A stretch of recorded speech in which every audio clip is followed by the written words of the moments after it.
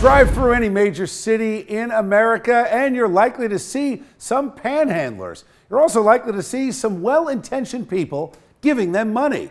As our Monica Guy reports, in Newark, not only the panhandlers, but also the givers could find themselves with a ticket. Bill, this is McCarter Highway. It's a hotbed for panhandlers and accidents.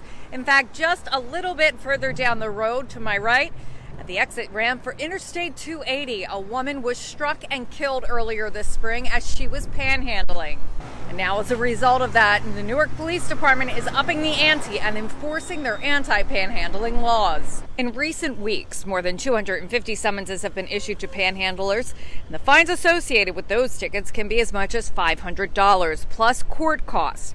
Now, on the other hand, almost 100 summonses have been issued to drivers who stop to give panhandlers money, and that fine is $50 plus court costs. For community advocates, the problem with panhandling goes deeper than someone's wallet. Let's enforce, but then let's put some programs in place that's going to help them after we enforce that panhandling law.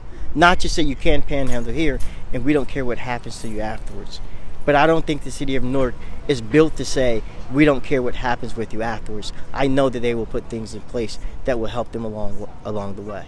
This purple and white van is the Hope One mobile unit. It's operated by plainclothes Newark police officers who partner with community groups like Hyacinth AIDS Foundation and the Essex County Health and Wellness Recovery Center. It seems like somebody is thinking about us.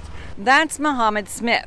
The Hope One mobile unit helps him stay off the streets. They only just helping us stay healthy, but they helping other people to get healthy. Since it deployed early this spring, Mobile One has helped 125 people with drug and alcohol addiction. Anyone can come and they can get the resources and help available, and we'll be there waiting with them with open arms. Non-judgmental.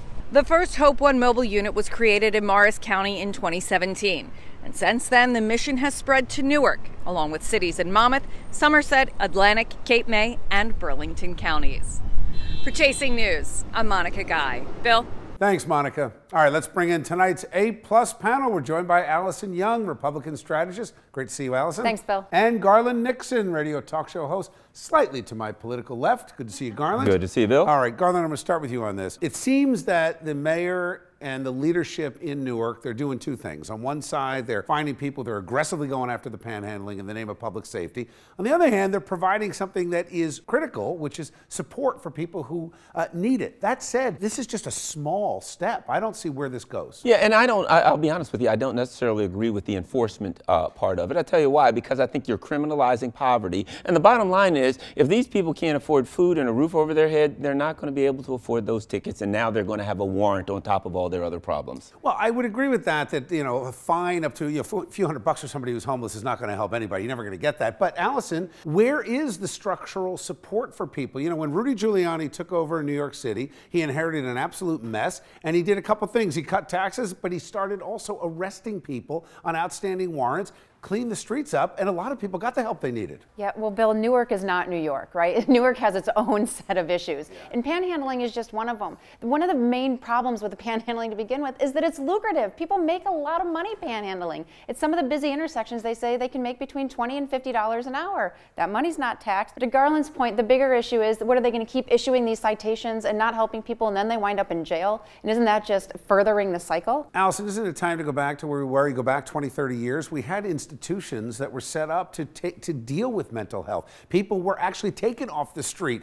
Shelter and health care and mental health, that's what they need. And so, you're right, and so maybe we need more state institutions, but we also need a lot of the nonprofits that are well-meaning and social serving agencies in some of these cities like Newark to start working together, because what we've done is just have a proliferation of nonprofits, and now we have 3 million agencies serving these people, and none of them are working together, and we're just spreading our resources too thin. So let's take these what the good folks in Newark are doing and actually channel it into something productive in terms of policy.